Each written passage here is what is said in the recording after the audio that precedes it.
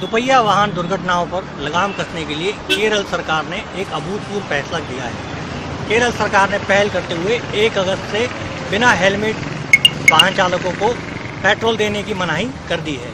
इस बारे में हुई बैठक में सरकार ने सभी पेट्रोल पंप कंपनियों और सेवा प्रोवाइड कराने वाली कंपनियों को यह निर्देश दिए हैं कि बिना हेलमेट वाले किसी भी वाहन चालक को पेट्रोल नहीं दिया जाए।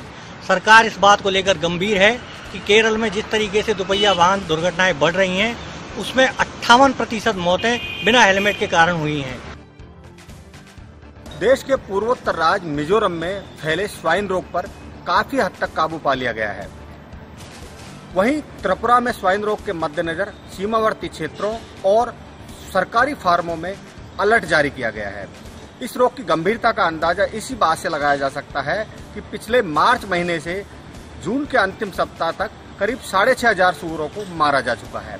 सरकारी अधिकारियों को आशंका है कि म्यांमार से आए किसी संक्रमित सूअर के जरिए ये संक्रमण फैला है। लेकिन खुशी की बात यह है, अभी तक इंसानों में इस तरह के स्वाइन रोग के कोई लक्षण नहीं पाए गए हैं। यात्रियों को लगातार देरी से सफर कराना विमानन कंपनी पर किस कदर भारी गुजर सकता है, यह देखने को मिला है एयर इंडिया में। जी हां, सामने आया है कि एयर इंडिया ने यात्रियों को लेट विमान सेवा दी। इस कारण एयर इंडिया को 3 करोड़ रुपए हर्जाने के रूप में चुकाने होंगे। बहरहाल एयर इंडिया 1 महीने में 78 लाख रुपए चुका चुका है। फिर भी अन्य विमानन कंपनियों के मुकाबले यह आंकड़ा सबसे ज़्यादा है।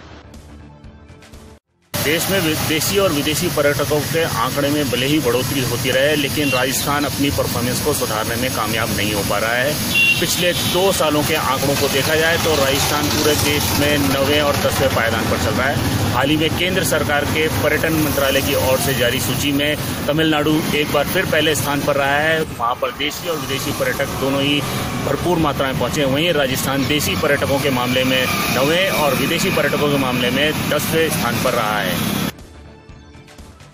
आरबीआई गवर्नर की सूची अब 10 से घटकर 2 रह गई है।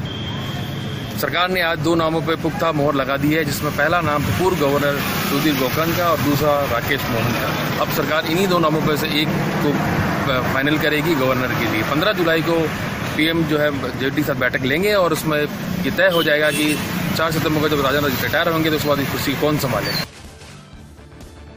देश में क्वालिटी एजुकेशन को बढ़ावा देने के लिए मानव संसाधन विकास मंत्रालय ने आज India teacher training portal launch किया है। मानव संसाधन विकास मंत्री स्मृति ईरानी ने इस पोर्टल को लॉन्च किया। इस पोर्टल के माध्यम से देश भर के जिला स्तर पर बने हुए टीचर्स ट्रेनिंग संस्थानों को जोड़ा गया है। आने वाले समय में अन्य संस्थानों को भी इससे जोड़ा जाएगा। संसद का मानसून सत्र 18 जुलाई से शुरू होगा। इस बार फोकस जीएसटी बिल पर रहेगा। सरकार ने जरूरी समर्थन जुटाने के लिए कई पार्टियों से बात कर ली है, लेकिन कांग्रेस इस मुद्दे पर लगातार सरकार का विरोध कर रही है। अब देखना है कि सरकार किस तरह कांग्रेस को मनाती है और इस बिल को पास कराती है।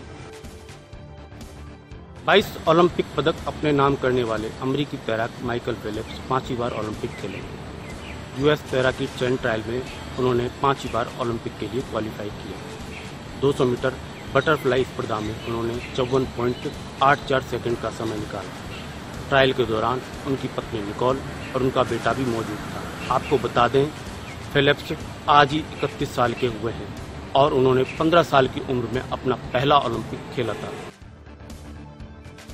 पर India next top model season 2 का आगाज हो रहा है। 10 जुलाई से दिखने वाले इस सीजन में मुंबई, गोवा समेत देश के कई शहरों से 13 प्रतिभागियों का चयन किया गया है। रोहित तिवारी, पत्रिका टीवी, मुंबई।